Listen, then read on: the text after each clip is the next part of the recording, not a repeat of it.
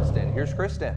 Thank you so much, Tom. Hey, just wanted to catch you up on the triple digits we've had so far this year. Downtown Austin, our Camp Mabry sensor has seen 100 degrees or hotter 16 times so far this year. Average is 29, so we know we still have quite a bit of summer left to go. It doesn't usually end in August when it comes to the summertime heat here in Central Texas.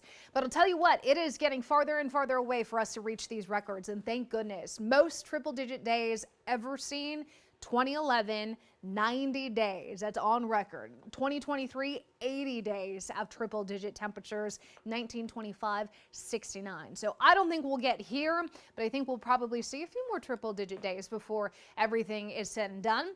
Temperatures in the upper 90s today, a little cooler tomorrow in anticipation of a better rain chance, and they'll go back up to the upper 90s Thursday, Friday. Low temperatures will be in those mid to upper 70s moving forward. Your wildfire risk today, similar to yesterday, 2 out of 5. We're seeing a little bit more of a humidity return today, but the winds are very light, 5 miles per hour or less for most of the day.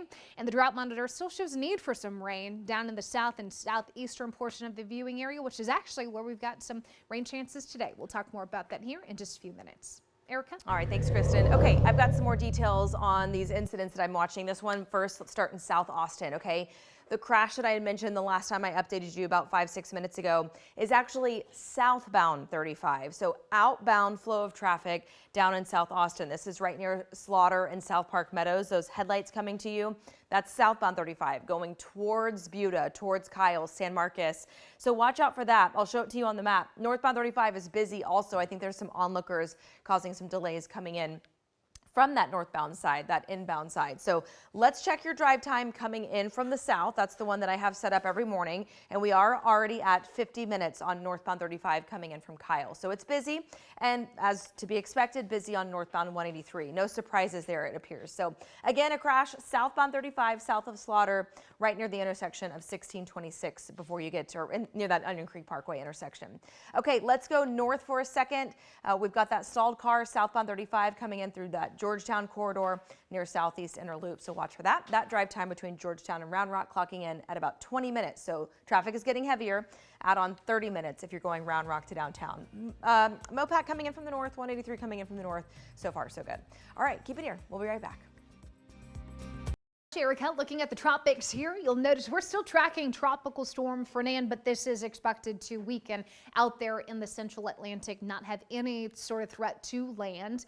Eastern Pacific, in the meantime, continues to turn out these tropical disturbances. There's areas to watch. Way out there in the central Pacific is a disturbance with medium odds of further development over the next 7 days. This is well south, though, of the state of Hawaii. We have 2 areas of disturbed weather right behind it with low odds of further development over the next week.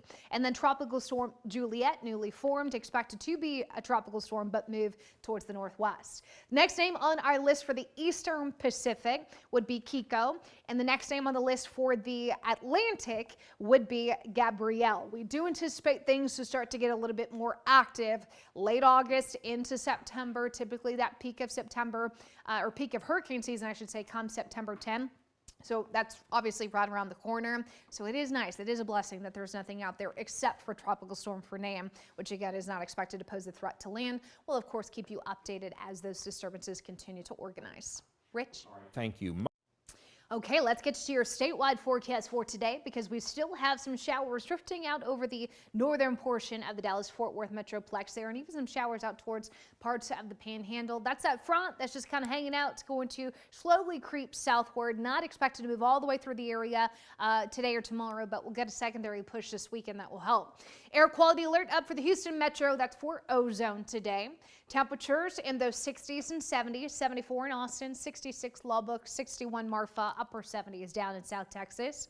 The dew points in the 60s and 70s, not quite as high as where we've recently been. In fact, most of the highest humidity levels are down in South Texas. Upper 60s to low 70s here locally, not too bad, especially given the time of year.